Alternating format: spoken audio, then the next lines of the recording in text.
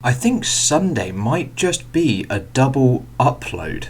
Anyway, without further ado, my name is Alex Does F1 Stuff and welcome back to my fantasy prediction season for the Formula 1 2020 season, and today we are going into round number 11 at Germany. So for those who are new to this series, the whole premise of this, I'm following the 2019 calendar and I'm changing it with a bunch of maths to hopefully try and predict what would happen if 2020 was to go ahead as normal. So I've got two maths videos out for this series. I'll pop a link to both of those. There's also a behind the scenes video of me making this from a blank Excel sheet to the finished video production that you are watching, and I will also pop a playlist in the description as well. But without further ado, we will head straight on in to practice for the German Grand Prix. So it is Max Verstappen who opens practice 1 on top, with a Mercedes and Ferrari alternating quartet behind, with Perez best of the rest in front of the second Red Bull of Pierre Gasly, with Stroll P8. Sainz has Ricciardo and Grosjean within a tenth of his 9th place, with Ocon 7/10 off of this trio in 12th. Then comes Kvyat, Magnussen, Raikkonen in the Alfa Romeo, Norris, Albon, Russell, Giovinazzi, and finally Latifi. So practice 2 is once again led by Max Verstappen from Bottas and Leclerc. Perez is now 4th ahead of Hamilton with Stroll P6, an improvement from the Racing Point team. Vettel finds himself P7, 1/10 clear of Grosjean. Ocon is next with Raikkonen 0.04 of a second off in 10th place, with Ricciardo 11th. Sainz is next, followed by Danny Kvyat, Gasly in the Red Bull all the way down in 14th place, then Giovinazzi, Magnussen, Albon, Norris, and then the two Williams completing the grid. And as we move to the practice before qualifying, it's once again led by Max Verstappen from Bottas from Leclerc, and Perez again in P4. Magnussen has moved up to 5th place as Hamilton can only manage P6. Vettel is again 7th for Ferrari, with Sainz, Ricciardo and Raikkonen rounding off the top 10. Gasly once again can't breach the top 10 as his teammate is dominating at the top. Grosjean has Stroll and Ocon for comfort in 12th place as Giovinazzi, Kvyat, Norris, Albon and again the two Williams cars round off the field. So after 2 DNF finishes, Max Verstappen is looking promising ahead of the German Grand Prix, but all that matters is the Sunday. We've got to get through qualifying first. So qualifying is looking very good for Red Bull and Max Verstappen as he dominates Q1 from Leclerc, Perez, Bottas, Ricciardo and Hamilton. Stroll is 7th, followed by Gasly, Raikkonen, Sainz, Ocon, Grosjean and Giovinazzi, with Magnussen and Kvyat only just squidging into the next session. Norris can't make it out of Q1 for the 6th time this year, as once again both Williams are out in 17th and 19th, with Albon in between them, and Vettel is last, failing to set a time in Q1. Q2 is once again dominated by Max Verstappen, with Bottas, Perez and Hamilton comfortably making it through into Q3. Ricciardo, Leclerc, Gasly and Raikkonen join them too, making it in.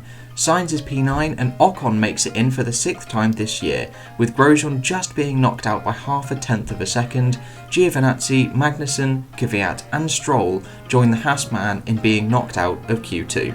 As we head to Q3, Verstappen has been on a pole position charge. Can anyone stop him? No, they cannot. It is a 4th pole position in a row for Max Verstappen, as Valtteri Bottas is on the front row with Hamilton 3rd for Mercedes' home race. Perez is a stellar P4 and Ricciardo is 5th after his podium last time out. Leclerc can only manage 6th ahead of Raikkonen and Gasly, with Sainz and Ocon completing the top 10. Looking now at the starting grid for the German Grand Prix, Verstappen and Bottas gained 1 place from last year, with Ricciardo coming forward 8, with Gasly and Grosjean being the biggest losers of the weekend. But as we head to race day for the German Grand Prix, the day that matters, the day that the points are scored, can Verstappen finally end his 2 DNF streak and claw back some points against the Mercedes duo out in front? It is a dominant weekend for Max Verstappen as he wins in Germany, ending his 0-point streak in style. Stroll is a mega P2 for Racing Point after starting P14, with Alexander Albon also making it onto the podium for AlphaTauri ahead of Grosjean in the Haas. A super strong weekend for all the midfield teams. Ferrari, after a poor qualifying, finished 5th and 6th ahead of Magnussen's Haas. Russell for Williams finally scores some more points in P8 ahead of the two Alfa Romeo cars, rounding off the points paying positions. Gasly couldn't convert a top 10 start to a points paying position, really struggling in that Red Bull this weekend. Perez has had some awful luck, with Stroll being the only podium success for the team so far this season. Bottas equally had an awful race, down in P13, an entire lap down on Verstappen. Latifi is P14, with the two Renaults being last of the race finishers, with the randomly selected non-finishers being Hamilton, his first DNF of the season, Kvyat and the two McLarens. As well as leading every single practice and every single qualifying session, coming away with the race win, it is Max Verstappen who takes the fastest lap by 1.5 seconds, claiming the extra bonus point as well.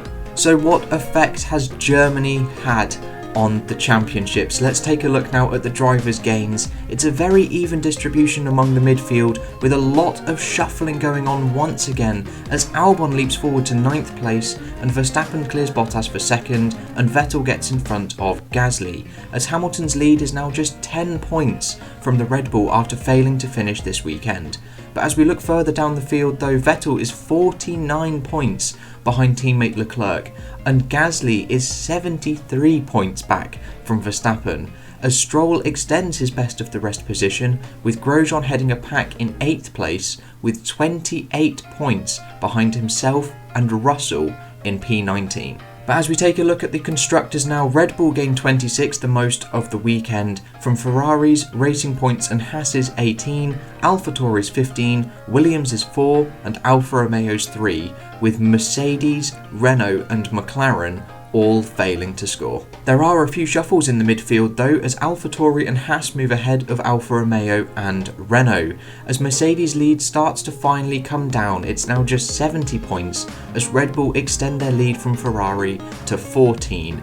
Racing Point is a mammoth 135 points from the top 3 teams, with 45 points between them and McLaren in 9th place. And that is the end of the German Grand Prix for my Fantasy 2020 prediction season. I have 2 graphs to show you. I'm going to sort of include these now, just visualizing the championship progression as we go forward.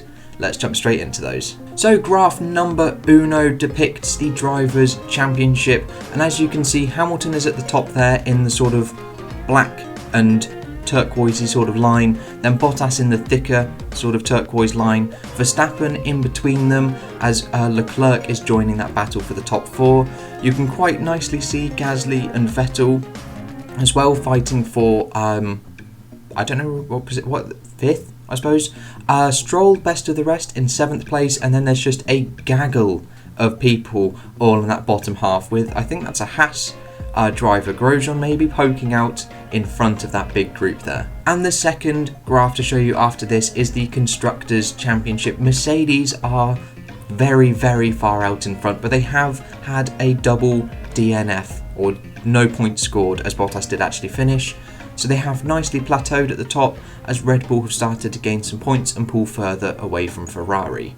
And that is the end of my fantasy prediction video for Germany. I do have a Twitter now. I'll pop the link in the description if you want to follow me. I'm just tweeting randomly about the weekend, race weekends, and any random bits of stories and stuff that I pick up on. But that is all I've got for you today, guys. I hope you have enjoyed, and I will catch you in the next video, which hopefully should be the review, which will come out shortly after this if this comes out on Sunday. Yay, I'll see you guys then.